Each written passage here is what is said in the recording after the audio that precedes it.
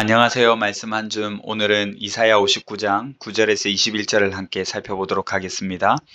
본문을 먼저 읽겠습니다.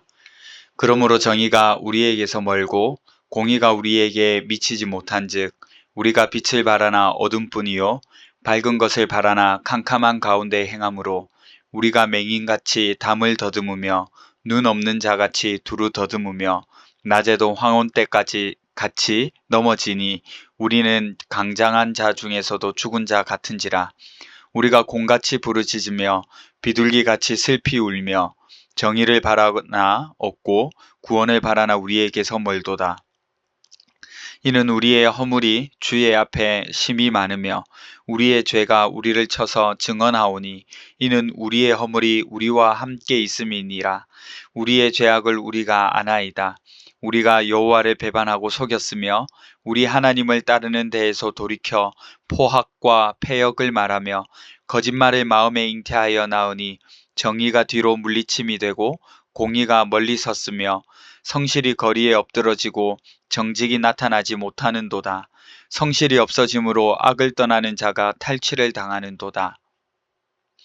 여호와께서 이를 살피시고 그 정의가 없는 것을 기뻐하지 아니하시고 사람이 없음을 보시며 중재자가 없음을 이상히 여기셨으므로 자기 팔로 스스로 구원을 베푸시며 자기의 공의를 스스로 의지하사 공의를 갑옷으로 삼으시며 구원을 자기의 머리에 써서 투구로 삼으시며 보복을 속옷으로 삼으시며 열심을 입어 겉옷으로 삼으시고 그들의 행위대로 갚으시되 그 원수에게 분노하시며 그 원수에게 보응하시며 섬들에게 보복하실 것이라.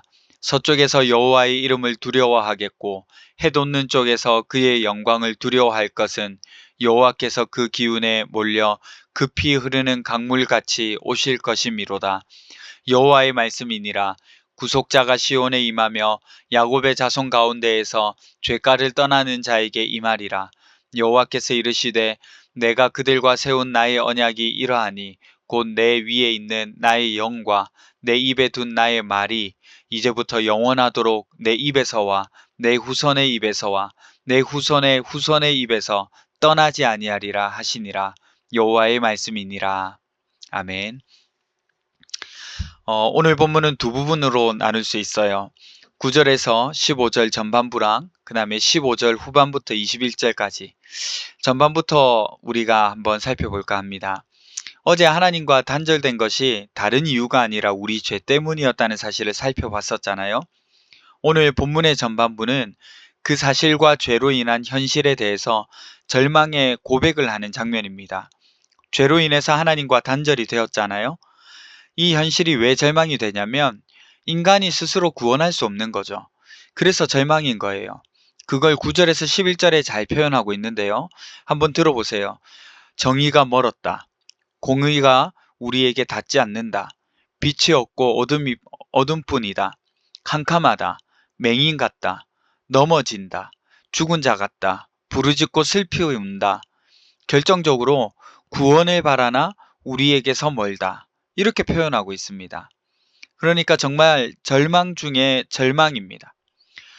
그런데 이런 표현하면 좀 그렇지만 지금까지 살펴본 이사야서에서 그리고 어쩌면 죄인을 다루는 대부분의 성경의 내용을 볼 때 어색한 장면이 등장합니다. 12절을 한번 보세요. 12절인데요. 이는 우리의 허물이 주의 앞에 심히 많으며 우리의 죄가 우리를 쳐서 증언하오니 이는 우리의 허물이 우리와 함께 있음이니라. 우리의 죄악을 우리가 아나이다. 이렇게 기록되어 있습니다. 핵심이 뭐냐면 우리의 죄악을 우리가 아나이다. 우리는 죄 가운데 있는 백성들을 고발하는 본문이 익숙하지 자신의 죄를 고백하고 자신의 죄를 자각하고 있는 백성의 모습에는 어색합니다. 그런데 오늘 본문에서 하나님과의 단절이 하나님이 침묵하시는 일이 자신들의 죄 때문이라는 사실을 알고 절망하고 고백하고 있는 사실이 좀 놀랍고 어색한 거예요. 이런 이스라엘 백성을 향해서 하나님이 어떻게 하시는지 보세요. 오늘 본문 후반에 해당되는 부분인데요. 이런 이스라엘 백성을 위해서 나서는 사람이 없다는 것을 하나님이 아셨어요. 단순하게 아신 것이 아니라 조금 더 정확하게 말하면 소스라치게 놀랐다 라는 표현이 좀 더 잘 이해가 되고 훨씬 더 이렇게 뉘앙스가 가까운 표현입니다. 그래서 하나님이 어떻게 하기로 하셨냐면 직접 나서기로 작정하셨습니다. 절망 가운데 있는 백성들을 직접 구원하기로 작정하신 거예요. 그래서 하나님이 어떤 모습으로 자기 백성들을 구원하시는지 보세요. 여러분 17절을 보시면 공의를 갑옷으로 입으셨어요. 구원을 투구로 삼으셨어요. 보복을 속옷으로 삼고 열심을 겉옷으로 삼았습니다. 여러분이 이 모습 많이 익숙하지 않으세요? 에베소서 6장에 나오는 하나님의 전신갑주, 여러분 기억나시나요? 바울이 말한 이 하나님의 전신갑주를 입으라는 이 모습과 똑 닮아 있습니다. 하나님은 그렇게 전사의 모습을 하시고 자기 백성들을 구원하러 오시는 거예요. 그렇게 하나님의 심판이 일어나는 날에는 역전이 일어납니다. 원수들에게는 절망의 날이 되는 거예요. 그러나 절망 가운데 있던 하나님의 백성들은 영광의 날이 되는 겁니다. 회개하는 자에게 하나님이 보내신 구속자가 임하고 하나님은 나의 영과 나의 말, 우리 신약에 오면 어떻게 되는 거죠? 성령과 언약을 통해 후손과 후손의 후손까지, 그러니까 영원하다는 말이거든요.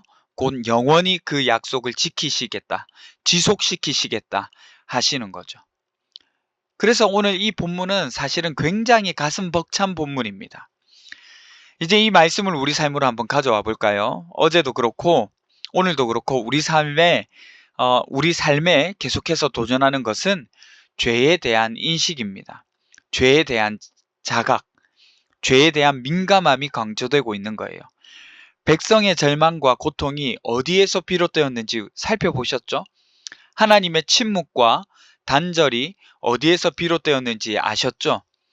우리 삶의 어둠과 혼란과 절망과 방향 잃은 삶이 왜 찾아왔는지 살펴볼 때 가장 효과적인 방법은 내 죄로 인한 것이 아닌지 돌아보고 살펴보는 겁니다. 모든 상황에 적용되는 것은 아니라고 말씀드렸어요. 그러나 여러분, 회개 없는 회복은 없다는 사실을 기억하세요. 우리가 우리의 죄를 살펴보고 우리의 삶을 살펴봐야 우리의 죄가 무엇인지 알 수 있습니다. 그렇게 우리가 용기 있게 고백을 해야, 정직한 고백이 이루어져야 회복이 일어날 수 있는 거예요. 회개 없는 회복은 없습니다.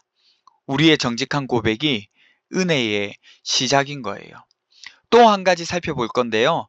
하나님이 하신 일을 기억해야 돼요. 백성들이 절망하고 어둠 가운데 있을 때에 하나님은 어떻게 하셨나요? 그들 가운데로 오셨습니다. 오셨어요. 직접 나서셨어요. 우리는 이 사실을 종종 잊어버리는데 오셨습니다. 하나님이 오셨어요. 여러분, 이 사실이 굉장히 중요합니다.